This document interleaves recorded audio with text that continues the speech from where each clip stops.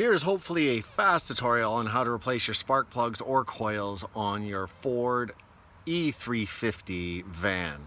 I'm sitting in it right now, got the van edition. I got the 5.4 liter V8 model with the 5/8 spark plugs. Apparently these aren't as bad for the snapping, but I was really cautious because I think that these were stock plugs. So what I did before I even got to this was that I ran 2 cans of Seafoam at separate times with 10 liters of premium fuel, and I ran that through the engine twice just to make sure I could take off any deposits or the likes. And thank goodness I did, because the spark plugs were atrocious. So with that said, that helps take off any deposits, any chances of snapping. When it comes to kind of tools we need, let's have a look at it and look at what I did. So here's the inside. What I did was I removed the, I think it's called the doghouse here, as well as this housing. There's 2 panels, they just snap off on this side and that side, as you can see right here, and those will just pop off with metal springs. So once you got all that garbage out of the way, what I did was I removed the seat. You're gonna have studs down here, and then you're gonna have the actual bolts that go in right here. So I sprayed that with some Move It because they tend to get rather rusty pretty quickly. So remove the seat. It's going to give you a lot more space to do this job and makes things a little more comfortable. As far as tools, here's what I have. I was using 1/2-inch drives for the most part. You're going to need a variety of extenders, and the reason being is that in different parts of the compartment you're going to have different needs. What I found quite often was I was using this short, I think 3-inch extension with the 5/8 spark plug remover. You're going to want to make sure you have one that has that rubber grommet inside, because it's going to be impossible to take out these spark plugs otherwise. 5/8 with the rubber thing. Go buy it if you don't got it, because it's totally worth it. So that's what I was using. What I do is I attach this to the spark plug, and then I just drop it into the where the spark plug was.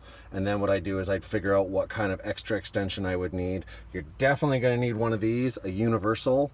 This thing allows you to get at different angles. You don't need it. I think you need it for a couple, but there's no other tool that's going to do the job. So you're going to want to make sure you have one of these universals. Okay, and then I have an 8mm socket for the coils. I replaced my coils and my spark plugs. You're going to need a 7mm for a few of the random things in your way.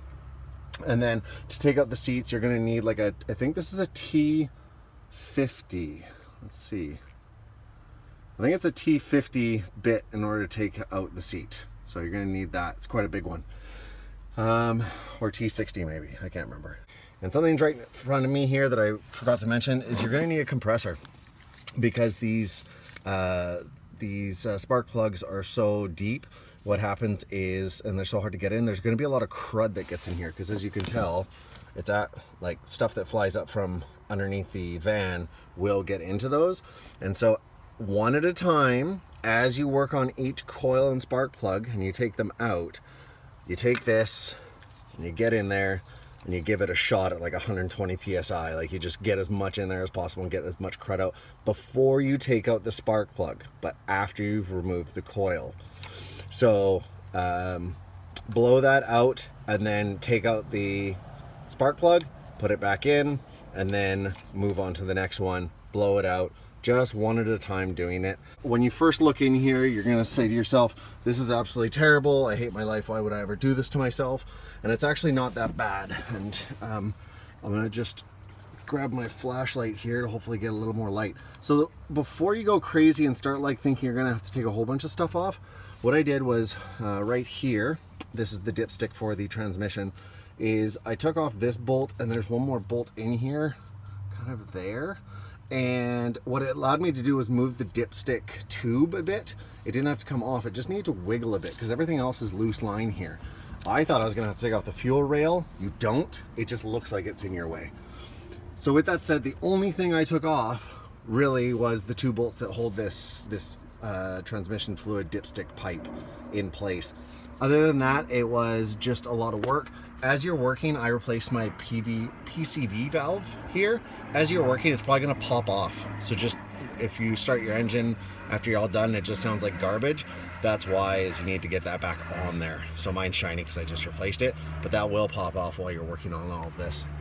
So once you get in here, what happens is, there we go. bear with me as I use a flashlight and my camera. So what happens is right here is some of the coils. There's a clip underneath. You got to apply pressure underneath to get that clip off. Once you get that off, the 8mm bolt is on the other side.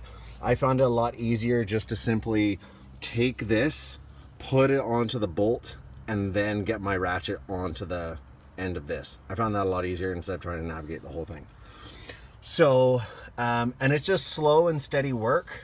And what I do, just to make sure I'm diligent, is I have to go all the way down one side, and then I came back all the other to make sure that I didn't miss anything. Oil. So, do the first 4 plugs back here. So two on this side, 2 on that side. I was able to get the 3rd one in here, but it's just as easy to go outside of the van and take them from there. I'm sorry, I put my air filter back on, but what you're gonna need to do to get your access front ones is you're gonna pop this guy off, you're gonna take your air filter off, you're gonna have to take this box off, which is a 7 or 8 millimeter. Take this off. This part's gonna have to come off. There's one more piece of tubing back here you're gonna have to get off. That's gonna give you a really nice view of your work back here. So you're just taking the whole air assembly off.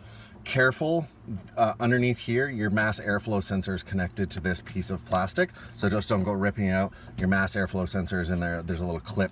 You're gonna have to undo that. While you're in there, I use some mass airflow sensor cleaner. No one ever does it, and it definitely benefits your vehicle. So remove all that, and then you can get the 2 spark plugs here and 2 spark plugs here.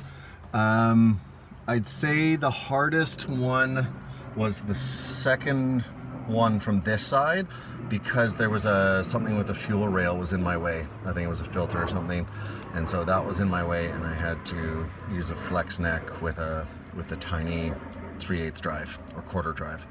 So that's kind of everything I got. If you got any questions, please leave them in the comments below, and hopefully that's helpful. Cheers.